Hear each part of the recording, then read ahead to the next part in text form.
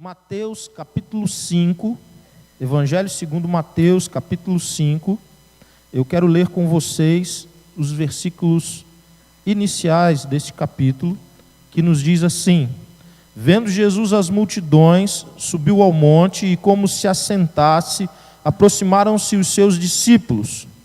E ele passou a ensiná-los, dizendo: bem-aventurados os humildes de espírito, porque deles é o reino dos céus. Bem-aventurados os que choram, porque serão consolados. Bem-aventurados os mansos, porque herdarão a terra. Bem-aventurados os que têm fome e sede de justiça, porque serão fartos. Bem-aventurados os misericordiosos, porque alcançarão misericórdia.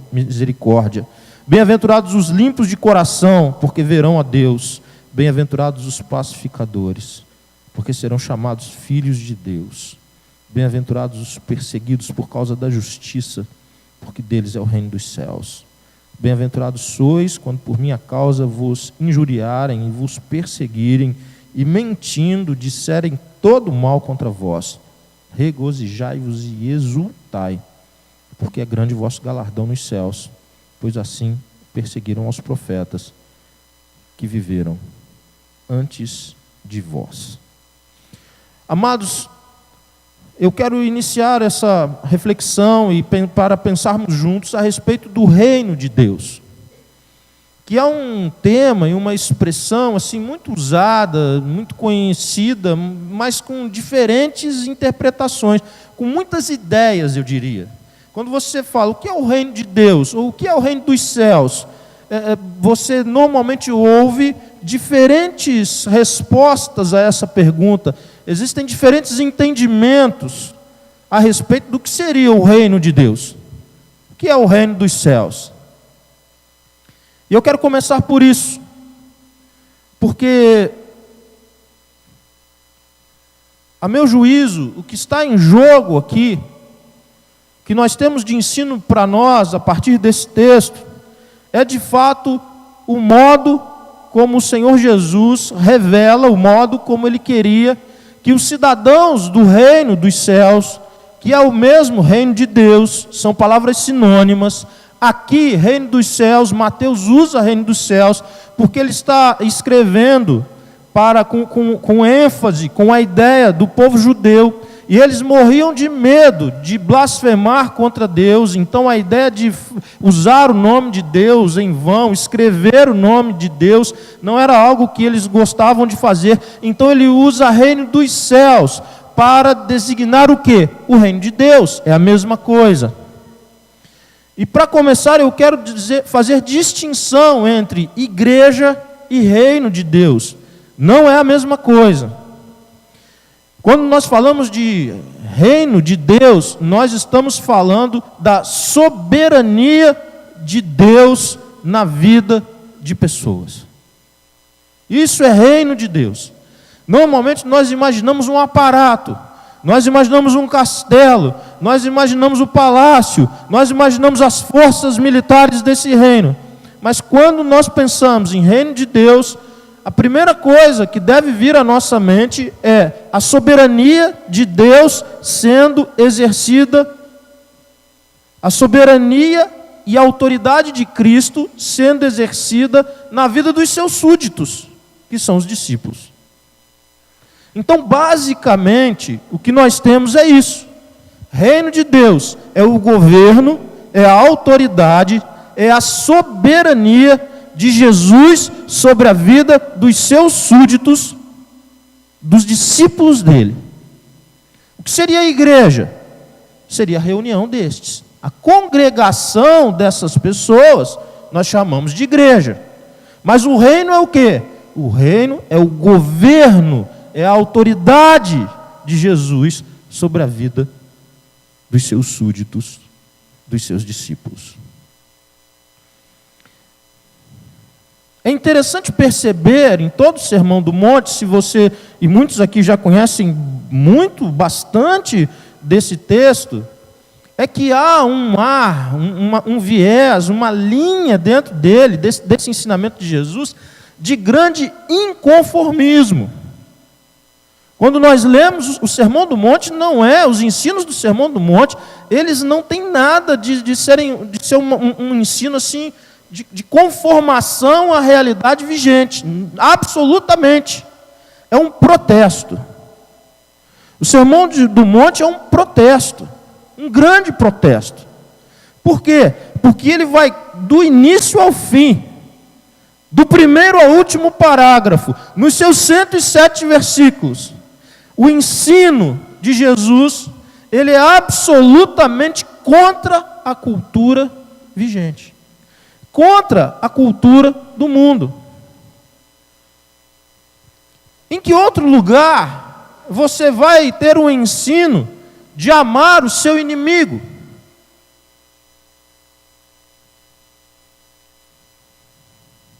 Mas aqui tem. Aqui tem.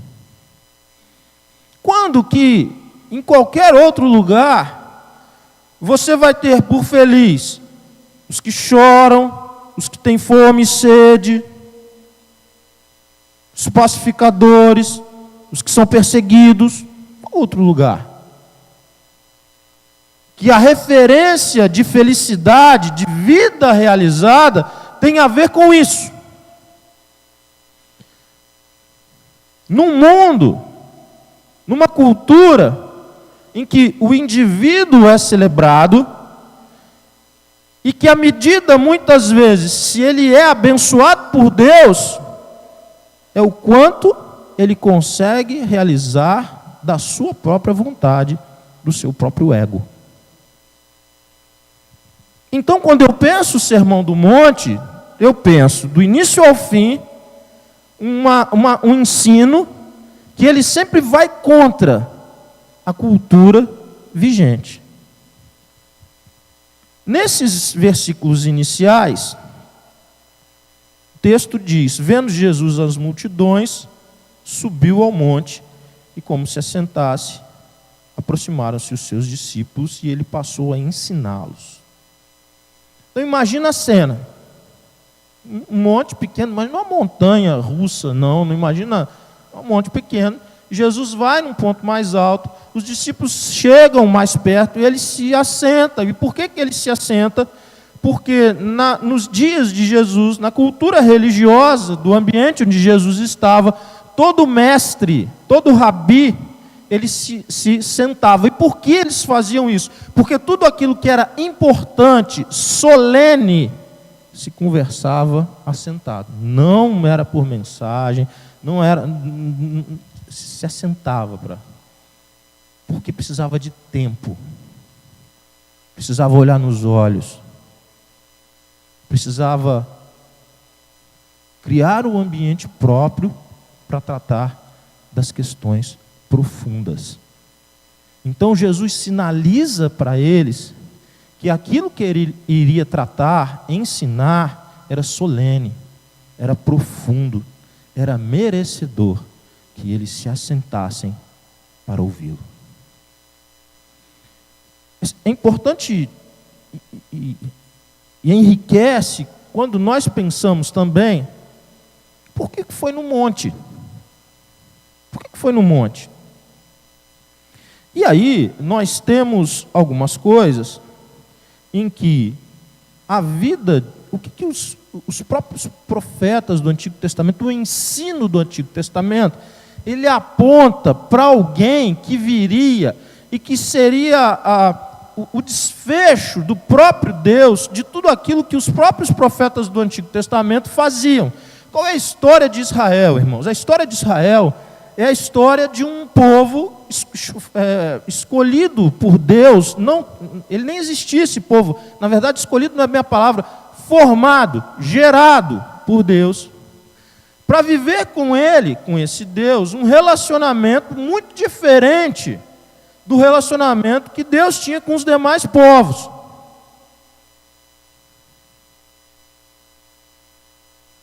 Esse povo, portanto, é um povo que nasce com um DNA, uma identidade diferente. O DNA desse povo é que é um povo que se relaciona com Deus vivo. E o grande distintivo desse povo é que, por causa desse relacionamento com Deus vivo, ele seria diferente de todos os demais povos da terra.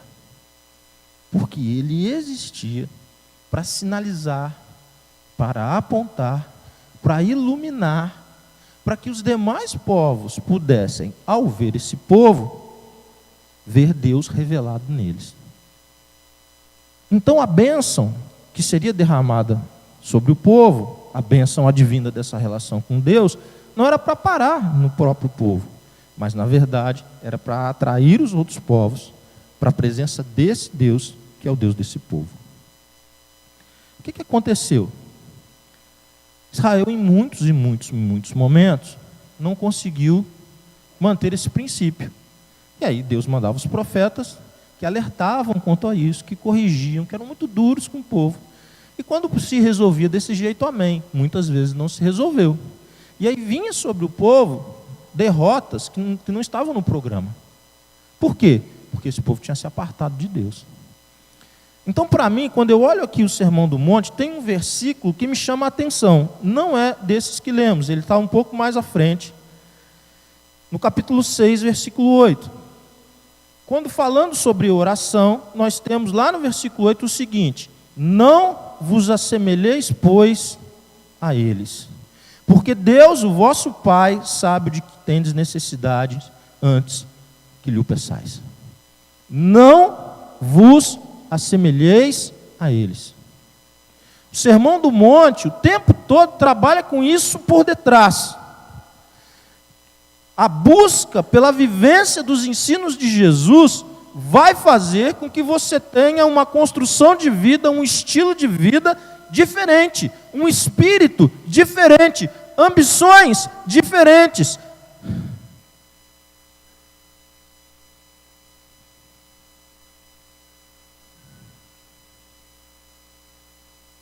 Jesus subiu ao monte para voltar ao monte. Porque Mateus se esforça para revelar isso, um paralelo entre Jesus e Moisés. Quando Moisés nasceu, houve a matança das crianças, dos meninos, quando Jesus nasceu também. Para fugir, ele foi para o Egito. Jesus também, em fuga, foi para o Egito. Depois, Moisés passou 40 anos no deserto. Jesus passou 40 dias no deserto. Ambos foram para o deserto. Depois, quando ele retorna do deserto, Moisés vai para o monte, cheguei no monte, para receber o quê? A orientação de Deus daquilo que seria lei para o povo de Deus. Aquilo que seria o norte, a direção para o povo que já estava sob liderança dele. Jesus então vem ao monte e agora ele vai revelar os valores e princípios desse reino novo que estava sendo instaurado por ele mesmo. Então, esse simbolismo por detrás, no modo como ele se assenta, no ambiente onde ele escolheu para estar, não era à toa. Por quê? Porque as pessoas que estavam ali envolvidas, os religiosos daqueles dias, começaram então a tratar com muita facilidade, sem esse rodeio todo que eu fiz aqui, e sem muitas explicações, porque isso era muito mais claro para eles do que para nós, porque fazia parte da cultura deles e não faz parte da nossa, um paralelo entre Jesus e Moisés. Entre Jesus e Moisés. É interessante também que monte, na simbologia bíblica, seria a geografia na terra do lugar onde quem está? Quem está ali no monte? Deus. Deus. Exatamente Deus. Elevo os meus olhos para os montes. De onde me virá o meu socorro? O meu socorro vem do Senhor, que fez o céu e a terra. É interessante que o próprio Moisés, ele faz uma menção, tem tudo a ver com esse momento de Jesus.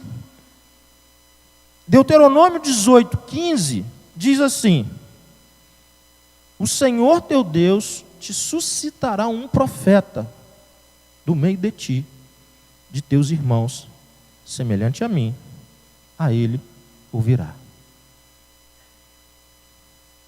O que Mateus tenta traçar? Tenta mostrar. Olha, sabe aquele que o próprio Moisés falou dele? É esse que está aqui. É ele. Ele é o prometido. Ele é o Messias. Ele é aquele que o próprio Moisés e os profetas anunciaram. No versículo abaixo, nós temos o início de fato das bem-aventuranças. E a primeira bem-aventurança destacada, na minha versão, que eu particularmente gosto mais dessa expressão, que bem-aventurados são os humildes de espírito. Em muitas outras versões em português, pobres de espírito, que já tem uma conotação meio estranha para nós, porque essa expressão é usada para designar uma outra coisa completamente diferente. Quando alguém está dizendo do outro que o fulano é pobre de espírito, ele está dizendo uma coisa que não tem nada a ver com o que Jesus quer dizer, não confunda. Então, o que seria essa bem-aventurança? O que é isso de ser... que felicidade é essa? O que Jesus queria dizer com bem-aventurados os humildes de espírito?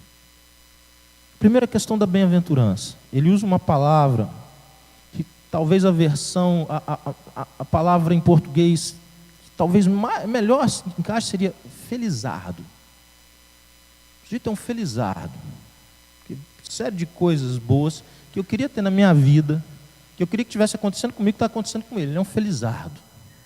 Essa é uma... Se a gente fosse trazer num português mais assim, de agora, é um felizardo. Para exemplificar isso, eles chamavam uma ilha, que era para eles uma ilha do sonho, do descanso. Sabe aquela ilha assim que você fala assim, as férias do sonho? Uma coisa assim na República Dominicana, o Caribe, assim, uma coisa assim. É mais ou menos assim. Eles usavam para a ilha de Chipre, que eles chamavam de Ilha Feliz. Ilha Feliz. Por quê? Por causa do clima agradável, do solo fértil, da vegetação abundante. Coisas que eles não tinham ali, mas que lá, naquela ilha, era o sonho de consumo. Era uma coisa maravilhosa. Então, o felizardo, o que Jesus quer trazer aqui com essa primeira bem-aventurança, tem a ver com isso. De alguém que tem completude. De alguém que na vida dele, quando a gente soma, vem olhando bem-aventurança por bem-aventurança, o total delas seria, essa é uma pessoa feliz de verdade.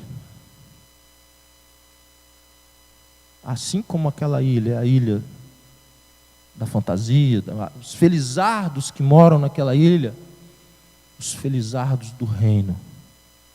E aí ele vem trazendo uma série de características e ele começa sobre o reino dos céus.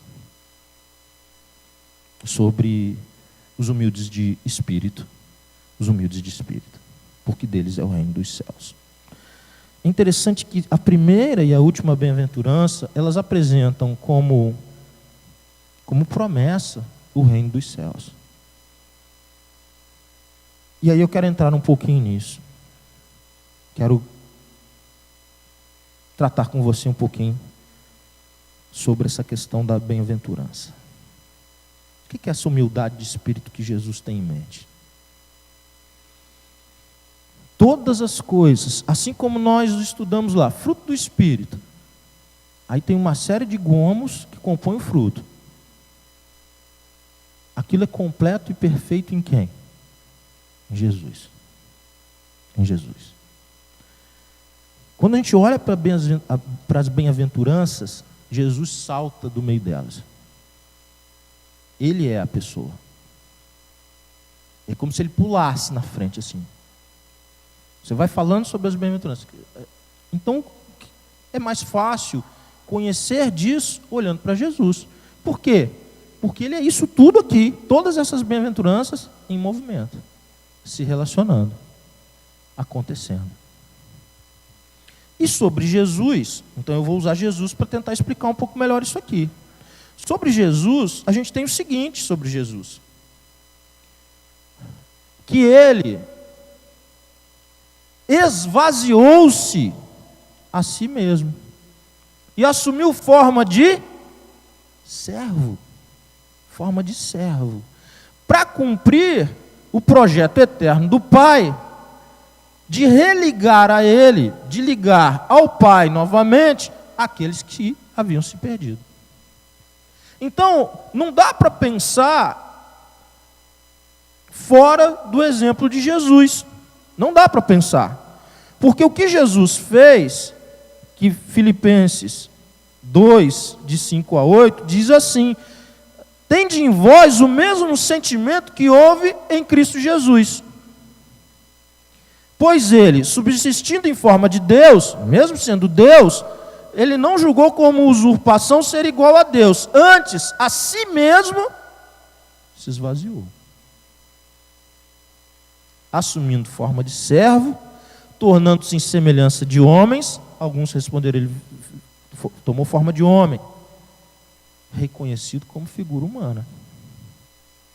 A si mesmo se humilhou, tornando-se obediente até a morte e morte de cruz. Isso aqui é o funcionamento, isso aqui é o exemplo mais claro, isso aqui é o retrato de uma pessoa que é humilde de espírito. Por quê? Porque ele escolhe ser servo. Mesmo podendo não ser, ele escolhe ser.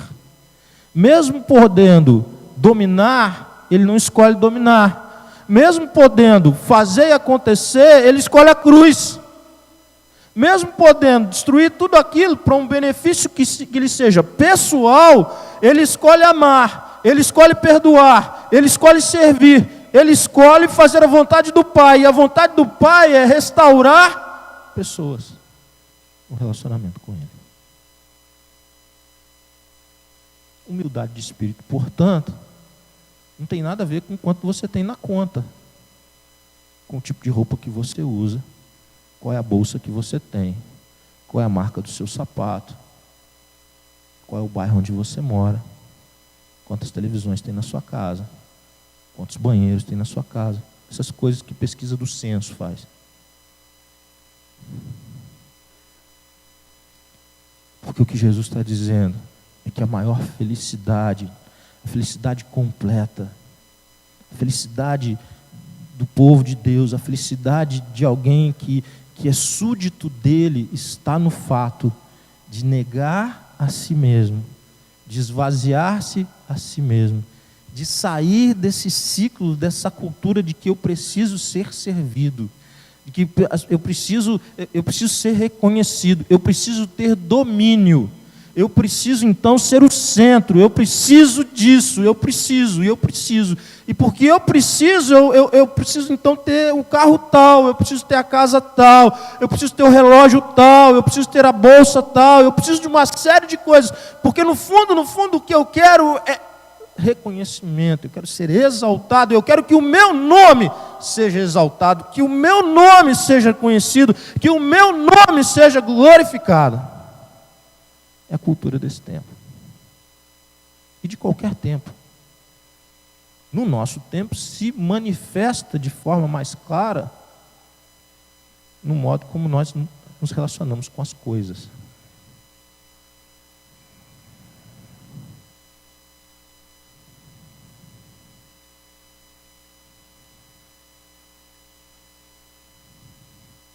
Quando nós pensamos então uma coisa já parece clara agora.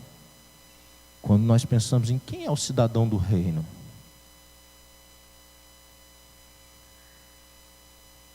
você é cidadão desse reino?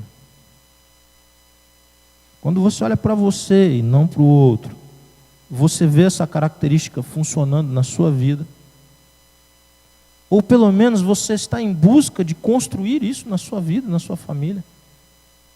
De renunciar, é renúncia de direitos. Ele tinha o direito, porque ele criou todas as coisas, ele sustenta todas as coisas. Nada acontece sem a vontade dele, ele teria o direito de fazer como bem entendesse. Renunciou a esse direito. Ele entregou. Ele escolheu servir, amar, morrer. Cidadão do reino faz essas escolhas. Cidadão do reino tem esse tipo de ambição. Cidadão do reino, cidadã do reino, começa a fazer projetos nessa direção. Planeja isso. Quais são as renúncias que eu farei para a glória do meu Senhor? Num tempo em que a gente quer ser servido, a contracultura do reino diz: sirva. Num tempo em que a gente quer ser exaltado, a contracultura do reino diz: tome a cada dia a sua cruz e sigam.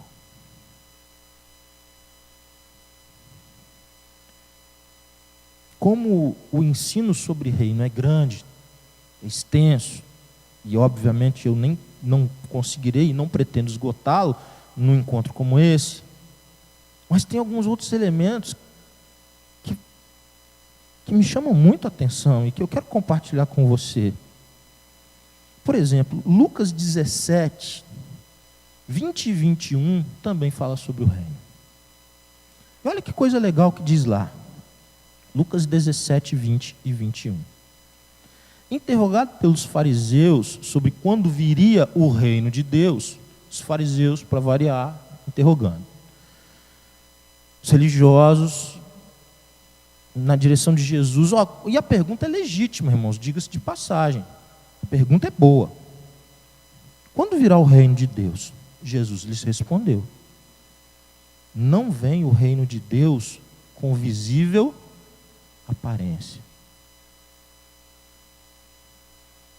Com visível o quê, irmãos? Não. Com visível?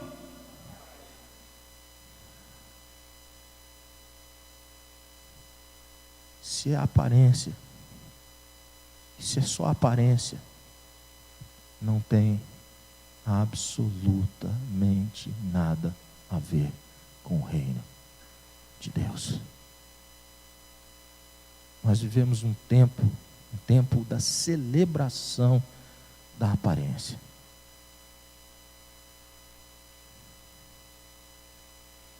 Nem dirão, versículo 21, ei-lo aqui, ou lá está,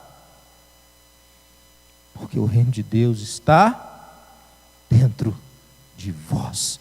O reino de Deus está dentro de vocês. A soberania, a autoridade, ela acontece dentro de vocês, nem que ninguém possa ver, suspeitar, e talvez as grandes decisões que revelam a soberania de Jesus nas nossas vidas, elas sejam decisões tomadas no ambiente anônimo, fora do público, fora do púlpito, longe do microfone, longe das redes sociais, num quarto, de joelhos,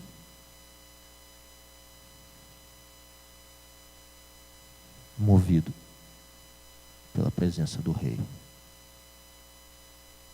Isso é o reino de Deus. Enquanto eles queriam, mas que reino é esse que não aparece nada?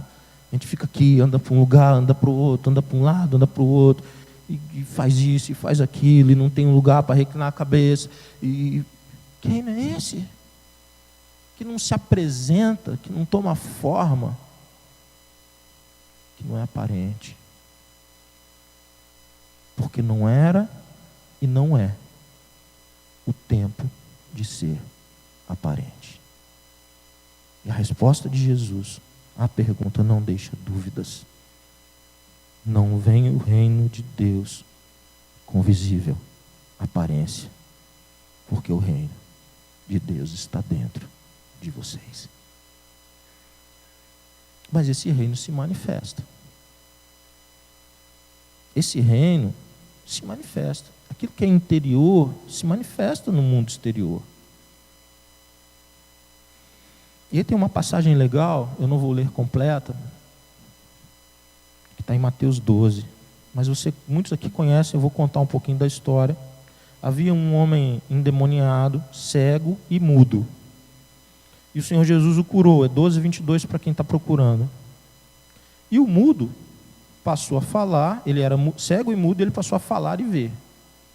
Óbvio que isso trouxe uma admiração muito grande. E aí começaram a fazer algumas perguntas. É porventura esse o filho de Davi? É esse o prometido de Deus? O Messias de Deus, a promessa de Deus está perto da gente, está aqui conosco? Mas os fariseus, ouvindo isso, murmuraram. Rapaz, este não expele demônios, senão pelo poder de Beelzebu, maioral dos demônios. Jesus, porém, conhecendo-lhes os pensamentos, alguma semelhança com o sermão de semana passada, disse: todo reino dividido contra si mesmo ficará deserto, toda cidade ou casa dividida contra si mesmo não subsistirá.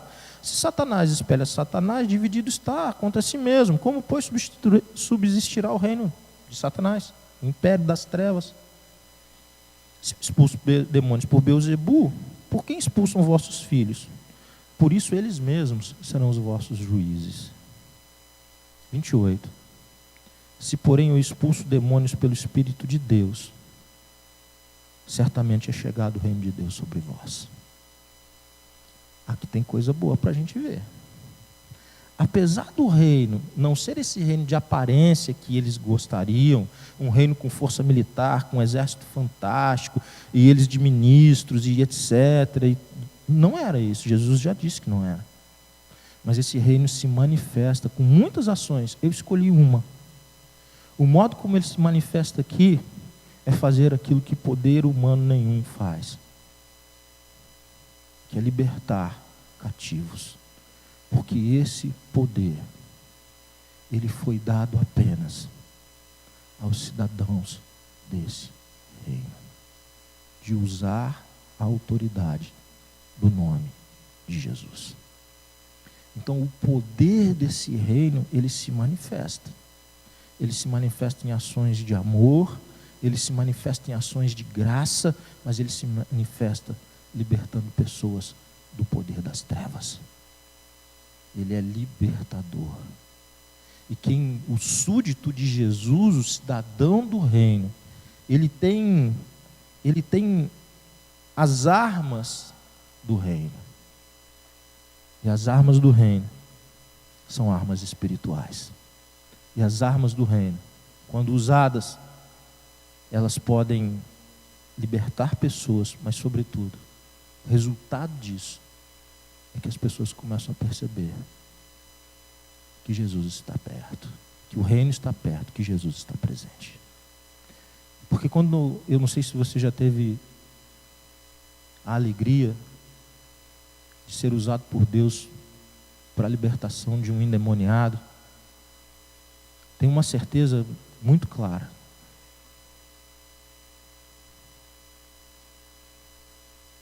O teu poder não dava conta. Se tem algo que é muito claro na batalha espiritual, é que se o Senhor não fizer alguma coisa, não há solução. Se o Senhor não realizar, não há jeito. Ainda no Rio, nós vivemos alguns momentos em que Deus nos chamou para batalhas. Eu me recordo uma vez, um jovem, tinha um evento numa região central de Volta Redonda. É o final do culto é um perigo, irmãos, para esses negócios. Sempre tem um telefone que toca e tal. E pastor, corre aqui, que o fulano está dentro do rio. Como assim dentro do rio? O diabo jogou ele lá dentro. Era um show. E o show passou a ser ele. E aí, quem está perto, tenta, não consegue e tal, e chama a polícia. A polícia foi lá, olhou, não, isso não é para nós não. Aí chama o SAMU. Chamou o SAMU. Não, isso não é para nós não. Chama o bombeiro. Os bombeiros levaram. Aí eu estava indo para esse bairro, O telefone toca de novo, pastor, não vem para cá não. Já levá-lo lá para o centro psiquiátrico, atendimento psiquiátrico. Aí cheguei lá e tal. Me identifiquei e tudo, pedi para entrar.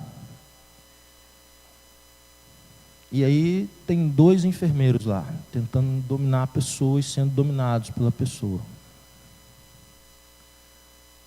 E aí aquela correria, aquela muvuca, me tiraram lá do ambiente e tal. Aí vai o médico. Aí dopara o cara. Pagou. Puf. Pagou. Olha, não, coisa tranquila, daqui não sei quantas horas você volta aqui que está tudo certo. Tá bom. Nem fui embora para casa. Depois de não sei, 3 horas, 4 horas, não lembro. Aí voltei lá, olha, tá o tempo que o médico deu, eu quero, vão dar alta para ele. Tá bom. Cadê? Endemoniado, não sossegava. Aí deram uma dose cavalar, falaram, o cara vai embora. Fui embora, voltei, no outro dia. Ó, tá de alta. É, tá de alta. Tá bom, então vou lá dentro. Fui lá dentro, ele estava endemoniado lá dentro. Aí eu voltei, eu comecei a me aborrecer com aquilo. Eu falei, o que está de alta é aquele que está quebrando tudo lá dentro que você falou? Não, não é possível. Eu falei, vai lá, olha os seus enfermeiros lá, como é que eles estão. Deixa eu te explicar uma coisa, esse rapaz mora numa casa só com mulheres. Não tem homem na casa dele. É para isso que o senhor vai dar alta, para ele ir para casa, nesse ambiente? É melhor você ir embora, porque eu vou ter que continuar o tratamento com ele. Isso é um exemplo, irmãos, do nada. Esse exemplo é um nada. Um nada.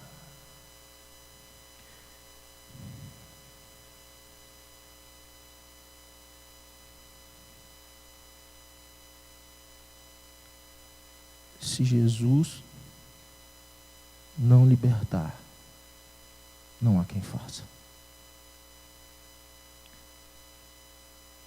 E eu não estou falando exatamente de uma pessoa endemoniada quebrando tudo, que esse é o ponto assim mais trágico, sabe? Rebeldia, xingando, blasfemando contra Deus, fazendo tudo aquilo que noja a gente. Esse é o ponto mais, é o ápice. Mas qualquer vida, se Jesus não libertar, não há quem faça. E eu quero encerrar minha fala com um texto que eu gosto muito. Colossenses 2,15 diz assim: e despojando os principados e as potestades, publicamente os expôs ao desprezo, triunfando deles aonde? Na cruz. Tem poder, tem império das trevas diante de Jesus. Ele conquistou, ele consumou, ele venceu. E aí eu leio 1 Coríntios 15, de 24 a 28, o meu coração se enche de alegria, porque diz assim: então virá o fim, quando ele entregar o reino a Deus e Pai. Quando ele entregar o reino a Deus e Pai, quando houver destruído todo principado, bem como toda potestade e poder. Porque convém que ele reine, até que haja posto todos os inimigos debaixo dos seus pés. O último inimigo a ser destruído é a morte, porque todas as coisas sujeitou debaixo dos teus pés. E quando diz que todas as coisas lhe estão sujeitas, certamente exclui aquele que tudo lhe subordinou. Quando, porém, todas as coisas lhe estiverem sujeitas, então o próprio Filho também se sujeitará àquele que todas as coisas lhe sujeitou, para que Deus seja tudo em todos. Aí vai estar consumado. Não haverá. Hoje, nós temos o reino de Deus onde? Onde está o reino de Deus hoje? No coração daqueles que voluntariamente escolhem se submeter a Deus. Onde está o reino de Deus hoje? No coração daqueles que buscam esse valor para as suas vidas. Humildade de espírito. Onde que está o reino de Deus hoje? no coração daqueles que têm como ambição aprender a obedecer a Jesus. Mas vai chegar um tempo, e o tempo não era aquele ainda, que o Senhor Jesus vai voltar. E aí vai tomar forma o reino. Aquela forma que queria que fosse tomada naqueles dias, não era para aqueles dias, é para o futuro. E quando ele vier, como rei e juiz, todos aqueles que voluntariamente não se dobram, irão se dobrar. E todo domínio espiritual se curvará diante dele. E ele vai entregar a Deus, entregar ao Senhor Deus o reino. Eu quero terminar minha fala pedindo para você olhar para a sua vida nessa hora. Olhar para você. E com muita sinceridade de alma, como deve ser a nossa relação com a palavra de Deus. Você tem ambicionado isso para a sua vida? Você tem ambicionado ser um cidadão do reino, uma cidadã do reino? Você tem ambicionado ter essa felicidade, que é a felicidade daqueles que dominam a sua própria carne, a sua própria inclinação? Você tem ambicionado, você tem feito força, você tem planejado, você tem lutado para ser reconhecido como alguém que está se esvaziando dos seus próprios direitos, renunciando em favor da glória de Deus? Eu te chamo nessa noite para olhar para si e entregar essa resposta a Deus. Porque não se trata se você já consegue, o quanto que você já consegue, o quão perfeito você é nisso, quão aperfeiçoado você é nisso. E do fundo do meu coração eu desejo que você seja alguém muito aperfeiçoado nisso, porque isso glorifica a Deus. Mas é o quanto você quer isso para a sua vida. Baixe sua cabeça, feche seus olhos, em nome de Jesus. É mais fácil um reino de aparências. É mais fácil, é muito mais fácil imaginar andar com esse Deus enquanto Ele faz a tua vontade, enquanto você está em evidência, enquanto as coisas te vão bem. Mas o desafio é muito maior. O desafio é dizer para o Senhor assim: a minha vida é tua, Deus, porque eu não dou conta dela. É tua. Porque se quando eu chegar no céu e alguém me perguntar: olha, qual é o seu direito de entrar aqui? Que direito você tem de entrar no céu de Deus? Eu não vou poder dizer muita coisa, porque eu sei que naquele dia, que é tão próximo,